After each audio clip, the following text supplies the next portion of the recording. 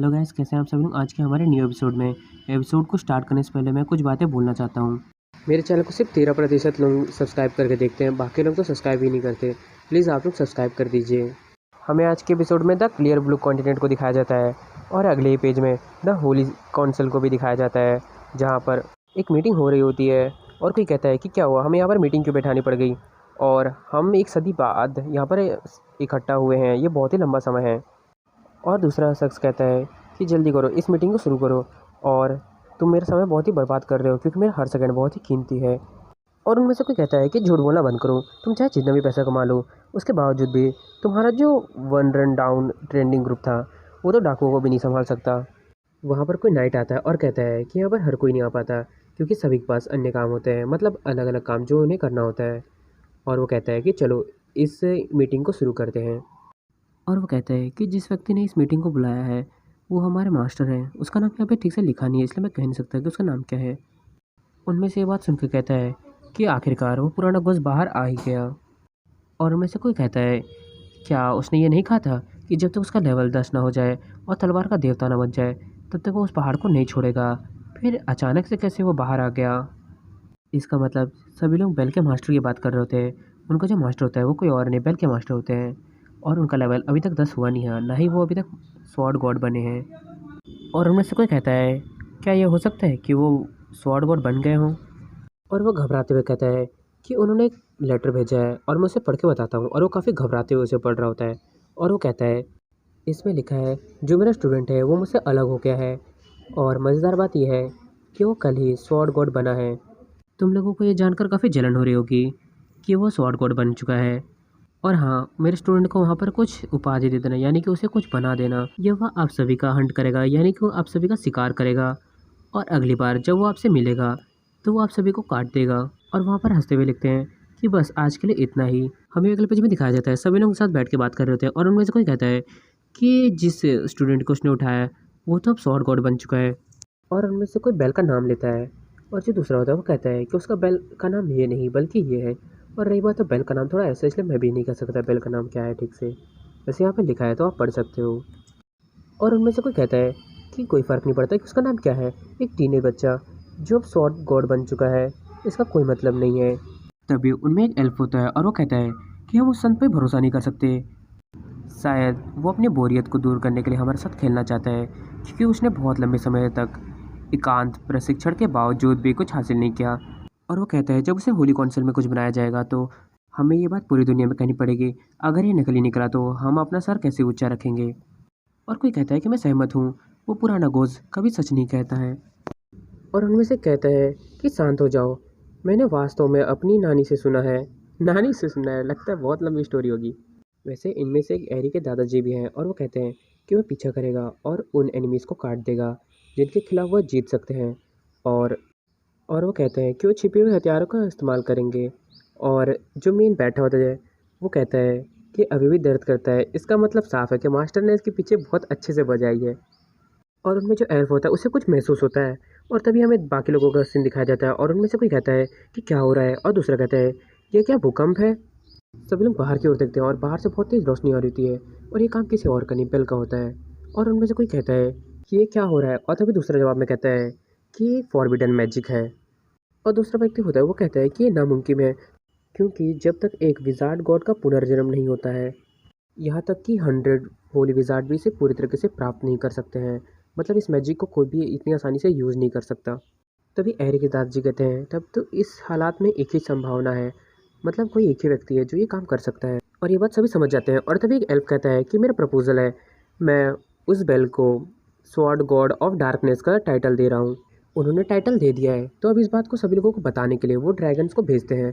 और उनमें से कोई कहता है हमने जो संदेश भेजा है ये सभी कंट्रीज़ और सभी ट्रेंडिंग ग्रुप्स को ये तुरंत मिल जाएगा। इसमें ये बात लिखी होती है कि स्वॉर्ड गॉड ऑफ डार्कनेस का जन्म हो चुका है। इस मैसेज को पहुंचाने का जो काम कर रहा होता है तभी उसका एक साथी कहता है क्या तुमने उस स्वॉर्ड गॉड का इसमें तस्वीर को शामिल किया है। और आप ये भी तो जानते ही हो बेल अभी तक इनसे मिला ही नहीं है, तो भला इनके पास बेल की तस्वीर कहाँ से आएगी। हमें अगले पेज में दिखाया जाता है जो बेल होता है वो उठकर उबास लेता है और वो अचानक से देखता है कि मेरे कपड़े तो फटे हुए हैं। तभी वो अपने आगे की ओर देखता है और वो देख के थोड़ा चौंक जाता है, आखिर यहाँ पर क्या हुआ क्योंकि वो जो सामने की जगह होती है वो बिल्कुल ही काटते हुए गई होती है बेल की पावर, लेकिन उसे खुद ही नहीं पता कि यहाँ पर हुआ क्या था। और अगले पेज में दिखाया जाता है वो वहाँ से भागने लगता है और कहता है कि यह अजीब सी जगह है, मैं आखिर यहाँ क्या कर रहा हूँ। ये बात तो सच है कि पीने के बाद न किसी को ये याद रहता है कि मैंने किसी को कुछ कहा था या फिर मैंने कुछ किया था, ये बिल्कुल भी याद नहीं रहता। बेल वहाँ से जा ही रहता है, तभी बेल किसी को नोटिस करता है और वहाँ पर सिर्फ उसके पैर होते हैं जो भी अंदर गड़ा होता है। हमें अगले पेज में दिखाया जाता है बेल उसे बाहर निकलता है और वो फायर होता है, यानी कि कमांडर। कमांडर काफ़ी तेज़ी से हाँफ रहा होता है और बेल कहता है कि वाइस कमांडर, क्या तुम गांव वालों को खाना नहीं देना चाहते थे? और अंत में आप यहाँ कर क्या रहे थे? तुम यहाँ पे दबे क्यों थे? फायर मन में सोचता है कि बॉस को एक भी बात याद नहीं है। इतना कुछ करने के बावजूद भी वो बिल्कुल ही शांत है। और कमांडर कहता है कि पूरी दुनिया को नष्ट करने की ताकत बेल के अंदर है, क्या यह बात मैं उसे बता दूँ?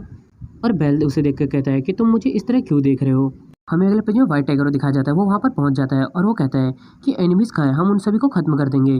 और बेल ये सुन के कहता है कि एनिमीज़, कौन से एनिमीज़? और तभी फायर कहता है कि वास्तव में फायर उसे पूरी बात बता देता है। और ये बात सुनकर बेल कहता है कि क्या सचमुच मैंने पूरी आर्मी को ख़त्म कर दिया? बेल अपना सर पकड़ के बैठ जाता है और तभी ये देखकर फायर कहता है कि आपको अपने आप को दोषी नहीं मानना चाहिए बॉस, क्योंकि वो जो लोग थे वो बनने के लायक थे और आपने न केवल मुझे बल्कि पूरे गांव वालों को बचाया है। ये एक महान काम था। आपके बिना हमारे जितने भी भाई हैं वो सभी के सभी आज मारे जाते। हमें अगले पेज में दिखाया जाता है बेल खुद को मारते हुए कहता है कि मास्टर ने मुझे कभी भी शराब पीने की अनुमति नहीं दी थी। वो ये बात बहुत लंबे समय से जानते थे कि मैं नशे में कुछ भी कर सकता हूँ। हमें अगले पेज में दिखाया जाता है बेल कहता है ऐसा लगता है कि मैंने सही तरीके से कल्टीवेशन नहीं की है अभी तक। और जो बेल है वो कहता है कि छोटी बेटी, चलो हमें अभी भी मास्टर की तलाश जारी रखनी है। और ये बात सुनकर वाइस कमांडर परेशान हो जाता है और वो कहता है क्या होगा यदि अन्य लुटेरे और जो आर्मी है वो वापस से आ जाए हम पर हमला करने के लिए। और तभी जो फायर होता है वो बेल के पैरों पे जाके चिपक जाता है और बेल कुछ समझ नहीं पाता कि वो क्या करे। और सामने तरफ उसके जो लोग होते हैं वो कहते हैं कि प्लीज़ बॉस को छोड़ दो। और जो वाइट टाइगर वो साइड में पोज देते हुए कहता है कि ऐसा लगता है कि अब मेरी बारी है और आप सब कुछ मुझ पर छोड़ दो। और तभी वहाँ पर काफ़ी सारे बीच जैसे दिखने वाले लोग आ जाते हैं और वो कहते हैं कि मास्टर स्पिरिचुअल वाइट टाइगर, आपके आदेश के अनुसार हमारे पास मौजूदा वो हर चीज़ का हम इस्तेमाल करेंगे जिससे हम इंसानों को प्रोटेक्ट कर सकें। और वो कहता है कि सूखे के कारण हमने कोई भी तोहफा नहीं लाया है। और वाइट टाइगर कहता है ठीक है मैं समझ गया हूँ। और वाइट टाइगर तभी उस बीस्ट मास्टर के कान में कहता है कि उन इंसानों के सामने कभी मेरा नाम मत लेना। और वो बीस्ट कहता है कि हाँ मैं समझ गया, मैं किसी को भी आपका नाम नहीं बताऊँगा। वाइट टाइगर रोते हुए मन में कहता है कि मैं 5 मैजिकल बीस्ट में से एक हूँ, उसके बावजूद भी मैं इतना नीचे गिर चुका हूँ और मैं एक ब्रीड का पालतू हूँ। और वो मन में कहता है कि काश बाहर की दुनिया को बिल्कुल भी पता न चले, क्योंकि ये बहुत ही शर्मनाक बात है। और तभी हमें कुछ लोगों का सीन दिखाया जाता है। उनमें से कहता है कि आपने देखा, केवल हमारे बॉस ही कमाल के नहीं है बल्कि वो टाइगर भी बहुत ही अच्छा है। और दूसरा कहता है कि उन्हें देखो, वे मैजिकल सोल डिवाइवरिंग एंड्स हैं। मैं जानता हूँ नाम थोड़ा अजीब है। और वो कहता है कि वे आसानी से एक पूरे शहर को हरा सकते हैं। और तीसरा कहता है ये तो बहुत ही अच्छी बात है, अब हमें कोई भी नहीं हरा सकता। हमें अगले समय दिखाया जाता है वाइस कमांडर जाके बेल के गले लग जाता है और रोते हुए कहता है मुझे नहीं पता कि मैं आपकी कृपा को कैसे चुकाऊंगा। बेल कहता है कि अब सब कुछ ठीक हो जाएगा और मेरी छोटी बेटी के सबऑर्डिनेट्स तुम्हारे साथ है और आगे बढ़ो और अपनी शांति से जीवन जियो।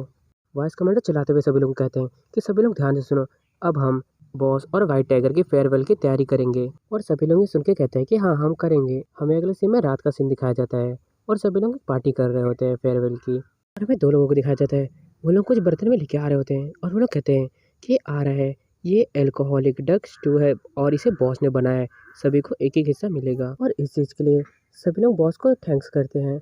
हमें अगले सीन में बेल को दिखाया जाता है। बेल कहता है कि लड़ाई करना बंद करो, सभी लोगों को उनका हिस्सा मिल जाएगा और सभी लोगों को तो ये मानना ही पड़ेगा कि मैं खाना बहुत ही अच्छा बनाता हूँ। और वाइट टाइगर जो साइड में बैठा होता है वो मन में सोचता है कि मुझे इसके अंदर से बहुत ही खतरनाक चीज़ की स्मेल आ रही है। हमें अगले सीन में सुबह का वक्त दिखाया जाता है और वाइट टाइगर कहता है क्या सचमुच कॉफ़ी बाय करने के लिए हमें बाहर नहीं आ रहा है? वाइट टाइगर उससे बहुत ज़्यादा गुस्सा आता है और वो जाते हुए कहता है कि मैं अभी जाकर उन्हें बताता हूँ। और बेल वाइट टाइगर की पूंछ को पकड़ लेता है और कहता है कि कोई ज़रूरत नहीं है।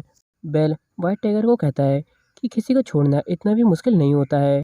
और बेल कहता है कि वो लोग जरूर किसी कोने में छुपकर अपने आंसू पोंछ रहे होंगे, इसलिए ये बेहतर होगा कि हम उनसे ना मिले। ये सुनकर वाइट टाइगर के आंखों में आंसू जाते हैं और वो कहता है कि मैंने देख लिया कि ये रियल फ्रेंडशिप कैसी होती है। और बेल कहता है कि मुझे इमोशनल सीन से नफरत है। और हमें अगले सीन में दिखाया जाता है बेल और वाइट टाइगर वहाँ से जाने लगते हैं और हमें अगले सीन में सभी गैंग मेंबर्स को दिखाया जाता है। उन सभी की हालत बिल्कुल ख़राब होती है। कोई कहता है कि मुझे बहुत दर्द हो रहा है और कोई कहता है मुझे टॉयलेट जाना है। तो इनके बाहर ना निकलने की वजह ये है बैल का खाना और कुछ नहीं। इसलिए व्हाइट टाइगर ने कहा था कि मुझे बहुत ही खतरनाक स्मेल आ रही है। और अब कहानी की ओर बढ़ते हैं। हमें अगले सीन में होली सिटी ऑफ एलायस को दिखाया जाता है।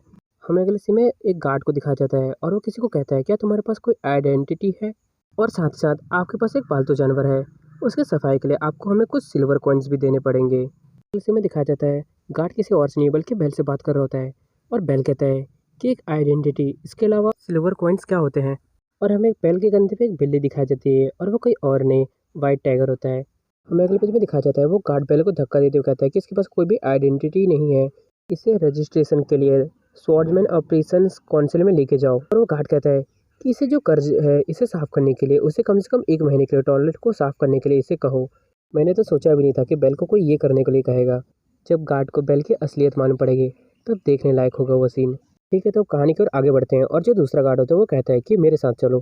वो गार्ड वहाँ से जाते हुए कहता है कि सचमुच सर दर्द पैदा करने वाला है और हमें इन गरीब लोगों को अपने साथ क्यों लेना चाहिए, हम इन लोगों को सीधे बाहर क्यों नहीं निकाल सकते हैं। तभी बेल सामने को जगह को देखता है और मन में कहता है क्या सचमुच ऐसा दिखता है इंसानों का शहर। तो हमारा आज का एपिसोड ये पर खत्म होता है। आप सभी लोग मेरे चैनल को लाइक शेयर सब्सक्राइब जरूर कीजिएगा और हाँ, कमेंट जरूर करना ताकि मुझे पता चले कि मेरे कितने सब्सक्राइबर है जो मेरी डेली वीडियो देखते हैं। तो अब हम मिलते हैं नेक्स्ट एपिसोड में, तब तक के लिए बाय।